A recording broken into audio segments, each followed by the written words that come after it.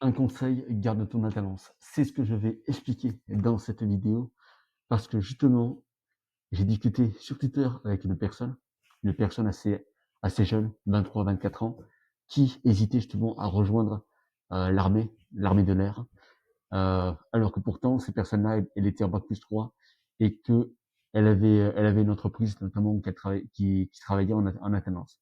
Et dans cette vidéo, on va voir exactement ce que je lui conseille de faire et pourquoi est-ce qu'il doit absolument, même si le boulot en question n'est pas réellement, on va dire, n'est pas réellement dans son milieu de travail, donc dans le développement informatique, même si c'est pas réellement dans ce secteur-là, il vaut mieux qu'il reste à son travail. Parce que l'inconvénient de ce que j'ai pu voir, de ce que j'ai pu observer dans le marché de l'emploi, notamment en 2026, c'est que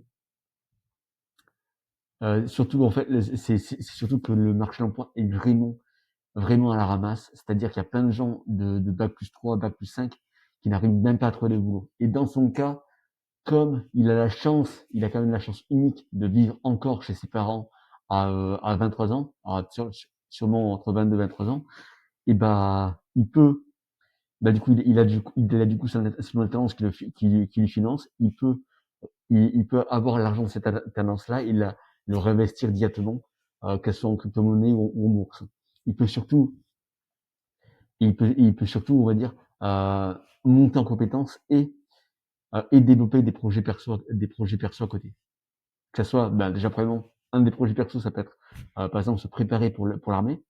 Parce que l'inconvénient du milieu, c'est qu'il faut être, c'est que même si tu n'as pas réellement besoin d'être bon au sport, comme ce que j'ai pu expliquer dans un thread précédent, pour te dire, pour simplifier les choses, je suis clairement pas le genre de mec à être extrêmement bon au sport. J'étais du genre, même lorsque j'étais en études, j'avais des notes à la ramasse en termes de sport, toujours en dessous de la moyenne. Et, euh, et à l'armée, ça n'a pas changé. Et pourtant, j'ai quand même réussi à être retenu. Tout simplement parce que j'avais un minimum les bonnes infos.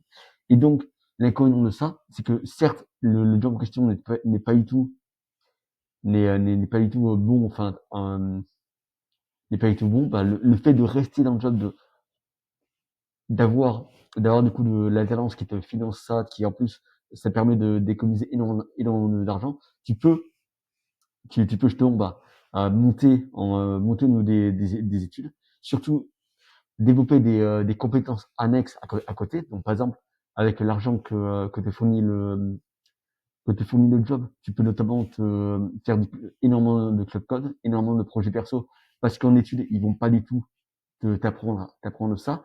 Personnellement, de mon côté, bon, j'avais fini mon master en 2022 et je peux te dire que que durant mes études, on n'a jamais vu une seule fois de l'intelligence artificielle.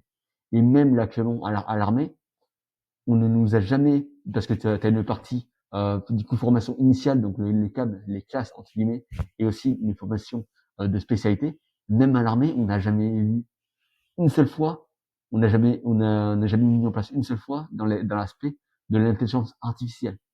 La raison étant, c'est parce que la technologie est beaucoup trop récente et que dans les milieux, euh, où il y a où il y a beaucoup de salariés, de personnes, dans ces milieux-là, ils sont plus rétifs au changement. C'est-à-dire qu'ils ont du mal à adopter du changement qui est récent. Et donc, ce qui est sympa, c'est que toi, vu que tu es en alternance, et tu peux investir dans des projets perso, apprendre un maximum et augmenter ta valeur au sein du marché. Par exemple, les gens en question, ils vont voir que tu maîtrises, que je maîtrise un logiciel, et et du coup, forcément, ils vont faire appel à toi. En plus, si t'es du genre à, par exemple, créer du contenu sur LinkedIn, et si t'es du genre à créer du contenu sur LinkedIn non bullshit, je dis bien parce que l'inconvénient de LinkedIn, c'est qu'il y a énormément de contenu fake, des trucs faits par des IA et des trucs faits par où t'as beaucoup de gens qui vont te commenter, mais c'est des agents IA. Personnellement, je crée énormément de contenu sur LinkedIn avec moi-même, pour te donner une idée, ça peut à peu près 10 000 impressions par semaine. Mais je dirais pas ça parce que forcément, faut pas du tout que ma hiérarchie sache que je crée du contenu sur LinkedIn. Évidemment, l'inconvénient de ça, c'est que, admettons, si tu quittes du coup ton emploi, tu vas te retrouver avec littéralement que dalle, et tu vas essayer tu seras, disons, désespéré.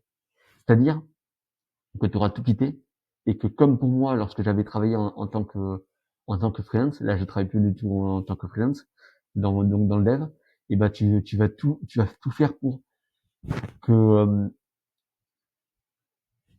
tu vas tout faire pour essayer de trouver un emploi, et le problème c'est que plus tu seras en demande, moins les gens t'offriront une chance. Parce que ce que les gens préfèrent, bizarrement, c'est des gens qui sont, euh, qui travaillent actuellement dans une boîte, ou mais par exemple, pour te donner une idée, quand j'étais au chômage, j'avais zéro d'emploi, alors pourtant je créais du contenu sur LinkedIn comme un sagouin. C'est-à-dire que je faisais du genre 1 à 3 posts par jour, des posts dont je suis pas du tout fier, mais juste pour pouvoir chercher un boulot, euh, et pour qu'une boîte et pour qu'une boîte me fasse confiance entre guillemets. Et bah du coup, ça n'a pas du tout fonctionné. Et donc le truc de la dernière chance, c'est un peu l'armée. Enfin l'armée, on va dire, j'avais déjà eu des idées de ça il y a très longtemps, en 2019, quand j'avais fait notamment la réserve, que je n'avais pas eu tout réussi à l'époque. Et le problème, c'est que tu seras en demande, et quand les gens sont en demande, ils ne veulent absolument pas te recruter. Quand toi tu es en demande et que les gens ils voient que que t'es en PLS, et ben ils ne voudront pas te recruter. C'est une loi universelle, c'est comme ça que ça fonctionne. C'est débile, mais il faut faire avec. Et la raison à cela, c'est que par exemple, dans mon cas, avant, quand j'étais au chômage, je me recevais zéro offre d'emploi, zéro proposition d'offre, zéro appel avec des entretiens. Certes, certains entretiens, j'en avais quand même obtenu un peu, mais vu que les gens, bah, ils voyaient que mon énergie n'était pas du tout, on va dire, alignée, et bah, les mecs, forcément, ils me rappelaient pas.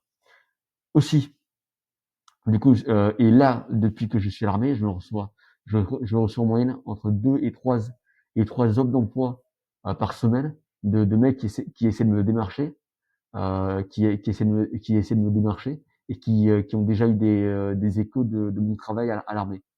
Alors que, alors que alors qu'avec mon compte LinkedIn, je n'en parle absolument pas. Parce que, c'est pas un truc que t'es censé pouvoir dire, on va dire.